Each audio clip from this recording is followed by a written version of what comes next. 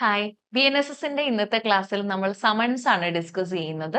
ബി.എൻ.എസ്.എസിന്റെ section 63 മുതൽ section 71 വരെയുള്ള സെക്ഷൻസിന്റെ അകത്താണ് സമൻസിനെ ഡിസ്കസ് ചെയ്യുന്നത്.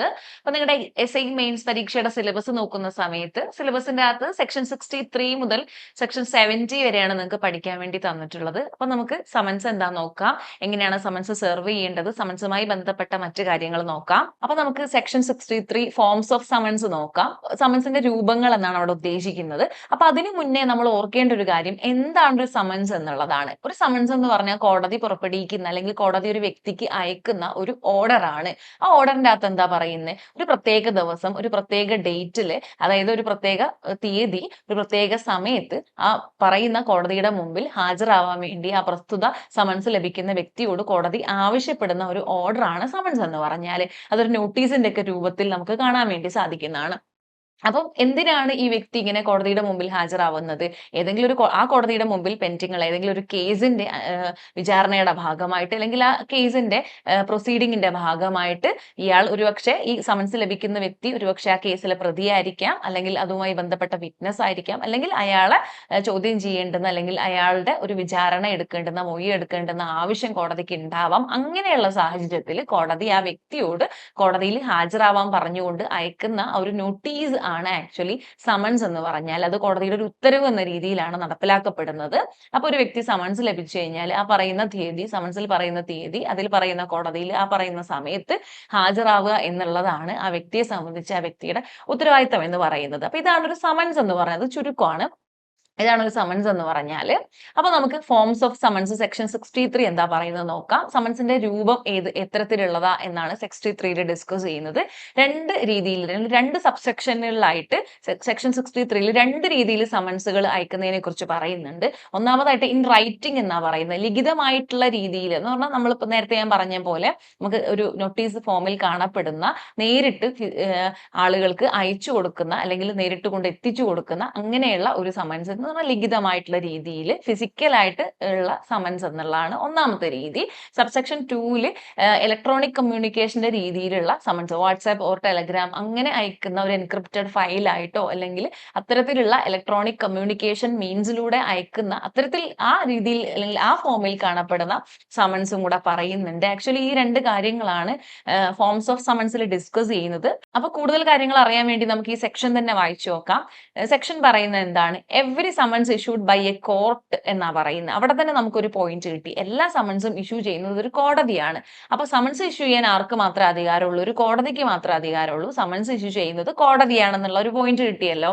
And under the Sanhita, under the BNSS, every summons is issued by a court. എങ്ങനെ issue ചെയ്യണം എന്നാണ് സബ്സെക്ഷൻ 1 പറയുന്നത്. ഇൻ റൈറ്റിംഗ്, ലിഖിതമായ രീതിയിൽ ഇഷ്യൂ ചെയ്യണം. ഇൻ ഡ്യൂപ്ലിക്കേറ്റ് എന്നാണ് അടുത്ത പോയിന്റ് ആയിട്ട് പറയുന്നത്. ഇൻ ഡ്യൂപ്ലിക്കേറ്റ് എന്ന് പറഞ്ഞാൽ എന്താ, എല്ലാ സമൻസിനും രണ്ട് കോപ്പി ഉണ്ടായിരിക്കണം, രണ്ട് പകർപ്പ് ഉണ്ടായിരിക്കണം. ഒന്ന് അതിന്റെ ഒറിജിനലും ഒന്ന് അതിന്റെ ഡ്യൂപ്ലിക്കേറ്റുമായി കണക്കാക്കപ്പെടുന്ന രണ്ട് പതിപ്പുകൾ ഉണ്ടാവുന്ന, രണ്ട് പകർപ്പുകൾ ഉണ്ടാവുന്ന ഒന്നായിരിക്കണം ഒരു സമൻസ് എന്നാണ് പറയുന്നത്. ദെൻ അടുത്തതായിട്ട് എന്താ പറയുന്നത്, signed by the presiding officer of such court. ഏത് കോടതിയാണോ സമൻസ് ഇഷ്യൂ ചെയ്യുന്നത് ആ കോടതിയുടെ പ്രിസൈഡിംഗ് ഓഫീസർ എന്ന് പറഞ്ഞാൽ അവിടുത്തെ മജിസ്ട്രേറ്റ് അല്ലെങ്കിൽ അവിടുത്തെ ജഡ്ജ് ആയിട്ടുള്ള ആളുടെ സൈൻ ഉള്ളതായിരിക്കണം ഓരോ സമൻസും എന്ന് പറയുന്നു. ഇനിയിപ്പോ പ്രിസൈഡിംഗ് ഓഫീസർ അല്ല എന്നുണ്ടെങ്കിൽ ഹൈക്കോടതി ആ കോടതിയുടെ ഓഫീസറായിട്ട് ആരെയാണോ അപ്പോയിന്റ് ചെയ്യുന്നത് അയാളുടെ സൈൻ ഉണ്ടായിരിക്കണം ആ ഒരു സമൻസിന്റെ മേലെ എന്നാണ് പറയുന്നത്. സോ നാല് കാര്യങ്ങൾ നമ്മളിവിടെ പറഞ്ഞു. ഒന്ന്, സമൻസ് ഇഷ്യൂ ചെയ്യുന്നത് കോടതിയാണെന്നുള്ള കാര്യം, ബേസിക് ആയിട്ടുള്ള കാര്യം. രണ്ടാമതായിട്ട് ഈ സബ്സെക്ഷന്റെ അകത്തേക്ക് വരുമ്പോൾ നമ്മൾ മൂന്ന് കാര്യങ്ങൾ പറഞ്ഞു. ഒന്നെന്താണ്, സമൻസ് റൈറ്റിംഗിലായിരിക്കണം, ലിഖിതമായിട്ടുള്ള രീതിയിലായിരിക്കണം സമൻസ് ഉണ്ടാവേണ്ടത്. ഡ്യൂപ്ലിക്കേറ്റ് രൂപത്തിലായിരിക്കണം എന്ന് പറഞ്ഞാൽ അതിന്റെ ഒറിജിനൽ ഒരു ഡ്യൂപ്ലിക്കേറ്റ്, ഒരു പകർപ്പ് ഉണ്ടായിരിക്കണം, രണ്ട് കോപ്പി ഉണ്ടായിരിക്കണം എന്നർത്ഥം. മൂന്നാമതായിട്ട് ഏത് കോടതിയാണോ സമൻസ് ഇഷ്യൂ ചെയ്യുന്നത് ആ കോടതിയുടെ പ്രിസൈഡിംഗ് ഓഫീസർ അല്ലെങ്കിൽ ആ കോടതിയുടെ ചുമതല ആർക്കാണോ ഹൈക്കോടതി നിർവഹിക്കാൻ വേണ്ടി ഏൽപ്പിക്കുന്നത്, ആരെയാണോ ഏൽപ്പിക്കുന്നത് ആ പ്രിസൈഡിംഗ് ഓഫീസർ അല്ലെങ്കിൽ ആ ഓഫീസറുടെ സൈന്, കോടതിയുടെ പ്രിസൈഡിംഗ് ഓഫീസർ എന്ന് പറഞ്ഞാൽ ജഡ്ജ് ഓർ മജിസ്ട്രേറ്റ് ആണ്, അവരുടെയോ അല്ലെങ്കിൽ ആ കോടതിയുടെ ഉത്തരവാദിത്തം ഹൈക്കോടതി ആർക്കാണോ നൽകിയത് ഓരോ സമയത്തും അവരുടെ സൈൻ ഉണ്ടായിരിക്കണം ആ ഒരു സമൻസിന്റെ മേലെ എന്നാണ് പറയുന്നത്. നാലാമതായിട്ട് ഒരു കാര്യം കൂടെ പറയുന്നു, and summon shall bear the seal of the court എന്നാണ് പറയുന്നത്. ഏത് കോടതിയാണോ സമൻസ് ഇഷ്യൂ ചെയ്യുന്നത് ആ കോടതിയുടെ ഒരു സീലും കൂടെ ആ സമൻസിൽ ഉണ്ടായിരിക്കണം എന്നാ പറയുന്നത്. അപ്പൊ ഇത് ആക്ച്വലി എന്താണ്, സമൻസിന്റെ essential ingredients of a summons ആണ്. ഒരു സമൻസിന്റെ അകത്ത് ആ സമൻസിന്റെ ആ പതിപ്പിന്റെ അകത്ത് അല്ലെങ്കിൽ പകർപ്പിന്റെ അകത്ത് വേണ്ടുന്ന എസെൻഷ്യൽ ആയിട്ട് വേണ്ടുന്ന കാര്യങ്ങൾ എന്തൊക്കെയാണെന്നാണ് പറയുന്നത്. ഒന്ന്, ആ സമൻസ് ഇഷ്യൂ ചെയ്യുന്ന കോടതിയുടെ പ്രിസൈഡിംഗ് ഓഫീസറുടെ സൈൻ ഉണ്ടായിരിക്കണം. രണ്ടെന്താണ്, കോടതിയുടെ സീൽ ഉണ്ടായിരിക്കണം. പിന്നെ സമൻസ് റൈറ്റിംഗിലായിരിക്കണം, സമൻസിന് ഒരു ഡ്യൂപ്ലിക്കേറ്റ് ഉണ്ടായിരിക്കണം, 2 പകർപ്പ് ഉണ്ടായിരിക്കണം എന്നുള്ളതാണ്. ഇതാണ് BNSSന്റെ സെക്ഷൻ 63 ക്ലോസ് 1 ഫോംസ് ഓഫ് സമൻസിനെ കുറിച്ച് പറയുന്നത്. ഇനി സബ്സെക്ഷൻ 2ന്റെ അകത്ത് 63 സബ്സെക്ഷൻ 2ന്റെ അകത്ത് എങ്ങനെയുള്ള ഫോമാണ് സമൻസിന് പറയുന്നത് നോക്കാം. അവിടെ പറയുന്നത് in encrypted or any other form of electronic communication എന്നാണ് പറയുന്നത്. ഏതെങ്കിലും ഒരു ഇലക്ട്രോണിക് കമ്മ്യൂണിക്കേഷൻ രൂപത്തിൽ അല്ലെങ്കിൽ ഒരു എൻക്രിപ്റ്റഡ് ഫോമിൽ എന്ന് പറഞ്ഞാൽ ഇലക്ട്രോണിക് കമ്മ്യൂണിക്കേഷനിൽ ഉപയോഗിക്കുന്ന ഒരു ഫയൽ രീതിയിലും സമൻസിനെ അയക്കാൻ വേണ്ടി, ഒരു ഫയലായിട്ടും സമൻസിനെ അയക്കാൻ വേണ്ടി സാധിക്കും. അപ്പം ഇപ്പം നമുക്ക് അറിയാവുന്ന കാര്യമാണ്, വാട്സാപ്പ് ത്രൂ, അതുപോലെ തന്നെ ടെലഗ്രാം ത്രൂ അല്ലെങ്കിൽ ഇമെയിൽ ത്രൂ ഒക്കെ സമൻസ് അയക്കാൻ വേണ്ടി പറ്റും എന്നുള്ളൊരു കാര്യമാണ്. അപ്പം അത്തരത്തിൽ ഇലക്ട്രോണിക് കമ്മ്യൂണിക്കേഷൻ മീഡിയ ഉപയോഗിച്ച് സമൻസ് അയക്കുന്നതിന്റെ സാധ്യതയെക്കുറിച്ചും അല്ലെങ്കിൽ അതും കൂടെ വാലിഡ് ആയിട്ടുള്ള സമൻസ് ആണ് എന്നാണ് നമുക്ക് ഈ ഫോംസ് ഓഫ് സമൻസിന്റെ സെക്ഷൻ 63 വായിക്കുന്ന സമയത്ത് മനസ്സിലാവുന്നത്. അങ്ങനെ ഇലക്ട്രോണിക് കമ്മ്യൂണിക്കേഷൻ മുഖാന്തിരം ഒരു സമൻസ് അയക്കുകയാണെങ്കിൽ ആ സമൻസിന്റെ അകത്തും എന്തുണ്ടായിരിക്കണം, that summons shall also bear the image of seal of the court. കോടതിയുടെ സീൽ കാണുന്ന ഒരു ചിത്രം ആ സമൻസിന്റെ അകത്ത്, അതായത് കോടതിയുടെ സീൽ ഉണ്ടായിരിക്കണം കൃത്യമായിട്ട് ആ ഒരു സമൻസിന്റെ അകത്ത് എന്ന് പറയുന്നു. ഓർ ഡീറ്റെയിൽ സിഗ്നേച്ചർ, അല്ലെങ്കിൽ ആ കോടതി അയച്ചതാണ് എന്ന് തെളിയിക്കുന്ന ഒരു ഡീറ്റെയിൽ സിഗ്നേച്ചർ ഉണ്ടായിരിക്കണം എന്നുള്ളതാണ്. അപ്പൊ ഇതാണ് സെക്ഷൻ 63 ഫോംസ് ഓഫ് സമൻസ്. 2 രീതിയിൽ സമൻസ് ഉണ്ടാവാം, ഫിസിക്കൽ രീതിയിലും ഉണ്ടാവാം, അല്ലെങ്കിൽ ഒരു ഇലക്ട്രോണിക് കമ്മ്യൂണിക്കേഷൻ രീതിയിലും സമൻസ് ഉണ്ടാവാൻ വേണ്ടി സാധിക്കും. ഇലക്ട്രോണിക് കമ്മ്യൂണിക്കേഷൻ രീതി എന്ന് പറയുന്നത് എൻക്രിപ്റ്റഡ് ഫയലിന്റെ രൂപത്തിലും സമൻസ് ഉണ്ടാവാം, അല്ലെങ്കിൽ ഫിസിക്കലി ഇൻ റൈറ്റിംഗിലും ഉണ്ടാവാം. പിന്നെ സമൻസിന്റെ എസെൻഷ്യൽ ആയിട്ടുള്ള ഇൻഗ്രീഡിയൻസ് ആണ് നമ്മൾ പറഞ്ഞത്. ഡ്യൂപ്ലിക്കേറ്റ് ഉണ്ടായിരിക്കണം എന്ന് പറഞ്ഞാൽ 2 കോപ്പി, 2 പകർപ്പുകൾ ഉണ്ടായിരിക്കണം സമൻസിന്. അതിന്റെ അകത്ത് സമൻസ് ഇഷ്യൂ ചെയ്യുന്ന കോടതിയുടെ പ്രിസൈഡിംഗ് ഓഫീസറോ അല്ലെങ്കിൽ കോടതി ഹൈക്കോടതി ആരെയാണോ ആ കോടതിയുടെ ചുമതല ഏൽപ്പിക്കുന്നത് അയാളോ സൈൻ ചെയ്തിട്ടുണ്ടായിരിക്കണം. പിന്നെ ഡീറ്റെയിൽ ഫോർമാറ്റിലാണെങ്കിൽ അല്ലെങ്കിൽ ഇലക്ട്രോണിക് കമ്മ്യൂണിക്കേഷൻ രീതിയിലാണ് സമൻസ്, അത്തരത്തിലൊരു രൂപത്തിലാണ് സമൻസ് അയക്കുന്നത് എന്നുണ്ടെങ്കിൽ അതിൻ്റെ അകത്ത് കോടതിയുടെ സീലോ അല്ലെങ്കിൽ ഡീറ്റെയിൽ സിഗ്നേച്ചറോ ഉണ്ടായിരിക്കണം എന്നാണ് പറയുന്നത്. ഇത്രയേ ഉള്ളൂ സെക്ഷൻ 63. അപ്പൊ സെക്ഷൻ 63 പഠിക്കുന്നതോടൊപ്പം തന്നെ എന്താണ് സമൻസ് എന്നുള്ള കാര്യം കൂടെ മനസ്സിലാക്കണം. സമൻസ് എന്ന് പറഞ്ഞാൽ എന്താണെന്ന് നമ്മൾ പറഞ്ഞു, it's a notice of the court asking the person who summoned to appear before the court as part of a case. അല്ലെ, ഒരു കേസിന്റെ ഭാഗമായിട്ട് കോടതിയിൽ ഹാജരാവാൻ വേണ്ടി ഒരു വ്യക്തിയോട് പറയുന്ന ഒരു നോട്ടീസാണ് സമൻസ് എന്ന് പറഞ്ഞാൽ. അപ്പൊ ആ സമൻസ് എല്ലാ കേസുകൾക്കകത്തും ആ കേസുമായി ബന്ധപ്പെട്ട ആ കേസിലെ പ്രതികൾക്ക് അല്ലെങ്കിൽ വാദിയായിട്ടുള്ള ആൾക്ക് അല്ലെങ്കിൽ വിറ്റ്നസ് ആയിട്ടുള്ള ആളുകൾക്കൊക്കെ സമൻസ് വരും. ആ സമൻസ് കിട്ടിക്കഴിഞ്ഞ ഒരു വ്യക്തി എന്താ ചെയ്യേണ്ടത്, ആ സമൻസിന്റെ അകത്ത് പറയുന്ന ഡേറ്റിന്റെ അകത്ത് ആ പറയുന്ന കോടതിക്കകത്ത് ആ പറയുന്ന സമയത്ത് ഹാജരാവുക എന്നുള്ളതാണ്. അല്ലെ, അപ്പൊ സമൻസ് പാലിച്ചിട്ടില്ല എന്നുണ്ടെങ്കിൽ എന്തായിരിക്കും, അവർക്ക് അറസ്റ്റും വാറണ്ടും അങ്ങനെയുള്ള കാര്യങ്ങളൊക്കെ പിന്നീട് അവർ ഫേസ് ചെയ്യേണ്ടി വരും എന്നുള്ളതാണ്. അപ്പൊ ഒരു തവണ സമൻസ് ഒക്കെ അയച്ച് കിട്ടിയിട്ടില്ല എന്നുണ്ടെങ്കിലും സെർവ് ആയിട്ടില്ല എന്നുണ്ടെങ്കിലും കോടതി വീണ്ടും റിപ്പീറ്റ് ചെയ്തിട്ടൊക്കെ സമൻസ് അയക്കാറുണ്ട്. അപ്പൊ ഇതൊക്കെ ഇതിന്റെ ബേസിക് ആയിട്ടുള്ള കാര്യങ്ങളാണ്. നമുക്ക് സെക്ഷൻ 64ലേക്ക് പോവാം. ഇനി BNSSന്റെ സെക്ഷൻ 64 പറയുന്നത് സമൻസ് ഹൗസ് സെർവ്ഡ് എന്നുള്ള കാര്യമാണ്. എങ്ങനെയാണ് സമൻസ് സെർവ് ചെയ്യുക എന്നുള്ള കാര്യമാണ് ഇവിടെ പറയുന്നത്. അപ്പൊ സെക്ഷൻ 64ന് 3 സബ്സെക്ഷൻസ് ഉണ്ട്. നമുക്ക് ഒന്നാമത്തെ സബ്സെക്ഷൻ നോക്കാം. ഒന്നാമത്തെ സബ്സെക്ഷനിൽ ഹൂ ക്യാൻ സെർവ് സമൻസ് എന്നുള്ളതിന് ആൻസർ ആയിട്ടുള്ള കുറച്ച് കാര്യങ്ങളാണ് പറയുന്നത്. ആർക്കാണ് ഒരു സമൻസ് സെർവ് ചെയ്യാൻ പറ്റുക എന്നുള്ളതിന്റെ ഉത്തരമാണ് ആക്ച്വലി സെക്ഷൻ 64ന്റെ സബ്സെക്ഷൻ 1 പറയുന്നത്. ഇവിടെ 3 ആളുകൾക്ക് സമൻസ് സെർവ് ചെയ്യാൻ പറ്റും എന്നാണ് പറയുന്നത്. ഒന്നാമതായിട്ട് ആരെയാ പറയുന്നത്, served by a police officer. ഒരു പോലീസ് ഉദ്യോഗസ്ഥന് സമൻസ് സെർവ് ചെയ്യാൻ വേണ്ടി പറ്റും. നമുക്ക് അറിയുന്ന കാര്യമാണ് അല്ലെ, നമ്മൾ അല്ലെങ്കിൽ കോമൺ ആയിട്ട് കണ്ട് ശീലിച്ച ഒരു കാര്യം സാധാരണഗതിയിൽ പോലീസാണ് സമൻസ് സെർവ് ചെയ്യുന്നത് എന്നുള്ളതാണ്. പോലീസാണ് സമൻസ് സെർവ് ചെയ്യുന്നത് എന്നുള്ള കാര്യമാണ്. അതിന്റെ അപ്പുറത്തേക്ക് പോലീസിന് മാത്രമല്ല എന്ന് നമുക്ക് സബ്സെക്ഷൻ 1 വായിക്കുമ്പോൾ മനസ്സിലാവും, മറ്റു 2 പേർക്കും കൂടെ പറ്റും. അപ്പൊ അതിന്റെ അപ്പുറത്തേക്ക് ആർക്കൊക്കെ പറ്റുമെന്നാണ് നമ്മൾ നോക്കുന്നത്. ഇനി രണ്ടാമതായിട്ട് ആർക്കാണ് സമൻസ് ഇഷ്യൂ ചെയ്യാൻ പറ്റുക നോക്കുന്ന സമയത്ത് officer of the court issuing it എന്നാ പറയുന്നത്. സമൻസ് ഇഷ്യൂ ചെയ്യുന്ന കോടതിയുടെ ഓഫീസർക്ക് സമൻസ് സെർവ് ചെയ്യാൻ വേണ്ടി സാധിക്കും എന്നാ പറയുന്നത്. അതിന് സ്റ്റേറ്റ് ഗവൺമെന്റ് എന്തെങ്കിലും പ്രത്യേക റൂൾസ് കൊണ്ടുവന്ന അതിനനുസരിച്ചാണ് അത്തരത്തിൽ ചെയ്യാൻ പറ്റുക എന്നാണ് സബ്സെക്ഷൻ 1 പറയുന്നത്. അപ്പൊ 2 ആളുകളെ നമ്മൾ പഠിച്ചു. ഒന്നാമതായിട്ട് ഒരു പോലീസ് ഓഫീസർക്ക് സമൻസ് സെർവ് ചെയ്യാൻ വേണ്ടി പറ്റും. 2, സ്റ്റേറ്റ് ഗവൺമെന്റ് പ്രത്യേക റൂള് കൊണ്ടുവരികയാണെങ്കിൽ അത് പ്രകാരം സമൻസ് ഇഷ്യൂ ചെയ്യുന്ന കോർട്ട് ഓഫീസർക്ക്, ഒരു ഉദ്യോഗസ്ഥന് സമൻസ് സെർവ് ചെയ്യാൻ വേണ്ടി സാധിക്കും. മൂന്നാമതായിട്ട് ഇതൊന്നും അല്ലാത്ത ഒരു പബ്ലിക് സർവന്റ്, മറ്റൊരു പബ്ലിക് സർവന്റിനും സമൻസ് സെർവ് ചെയ്യാൻ വേണ്ടി പറ്റും. അപ്പൊ 3 ആളുകൾക്ക് സമൻസ് സെർവ് ചെയ്യാൻ പറ്റും എന്നാണ് BNSSന്റെ സെക്ഷൻ 64ന്റെ സബ്സെക്ഷൻ 1 പറയുന്നത്. summons is served by a police officer. Summons can also be served by an officer of the court issuing the summons അല്ലെങ്കിൽ any other public servant. ഇതൊക്കെ കോടതിയാണ് തീരുമാനിക്കുന്നത്. ആരാണ് സമൻസ് സെർവ് ചെയ്യേണ്ടത് എന്നുള്ളത് കോടതി പറയുന്നത് പ്രകാരമാണ് നടക്കുക എന്നുള്ള കാര്യം കൂടെ ഓർത്തു വെക്കുക. ഇനി സെക്ഷൻ 64ന്റെ സബ്സെക്ഷൻ 1ന്റെ അകത്ത് ഒരു പ്രൊവൈസോ പറയുന്നുണ്ട്. പ്രൊവൈസോ എന്ന് പറഞ്ഞാൽ അതിന് അനുബന്ധമായിട്ട് ഒരു ഡീറ്റെയിൽ ആയിട്ട് ഒരു കാര്യം പറയുന്നുണ്ട്.